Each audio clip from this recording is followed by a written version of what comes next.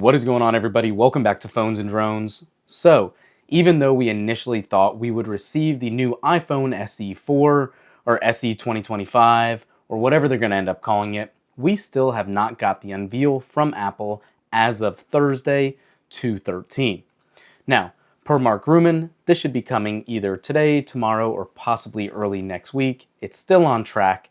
However, in the meantime, let's go ahead and discuss exactly what to expect. The easiest and most comparable comparison you can do is the iPhone 14, and the only disappointing piece here is that you are getting a notch instead of a dynamic island. I think that would have been a much more impressive feat to offer at the alleged $499 price point for the lowest storage option. That brings us to our next point here. We are also expecting to see an increase in storage to a base of 128 gigs, which is going to be awesome. Last time they had these SEs, it was only 64 gigs. The biggest piece is the form factor is not going to change drastically, but you are going to get a much larger display at 6.1 inches, and it's supposed to be an OLED display as well, and we are finally getting USB-C on this as well, which does have other ramifications for European countries due to those standards. Aside from that, one of the biggest changes here is that Apple has its own in-house modem now that they're going to debut here prior to their more heavily requested Pro models and flagship devices that could happen later this year.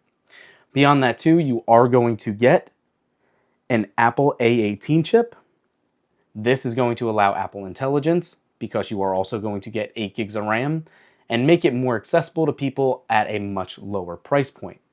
You're going to get about 20 watts wired charging and 15 watts MagSafe charging as well.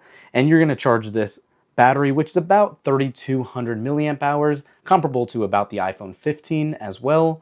So it'll be very interesting to see there also.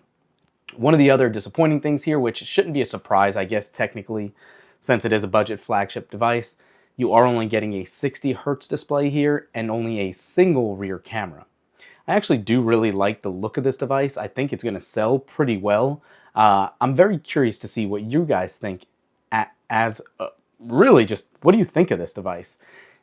It's an interesting placement now with Apple doing away with Touch ID, going all in on Face ID, all in on Apple Intelligence, upping the RAM to 8 gigs across the lineup now, really trying to push Apple Intelligence when the features are having a number of issues that we've talked about on this channel to no extent at this point.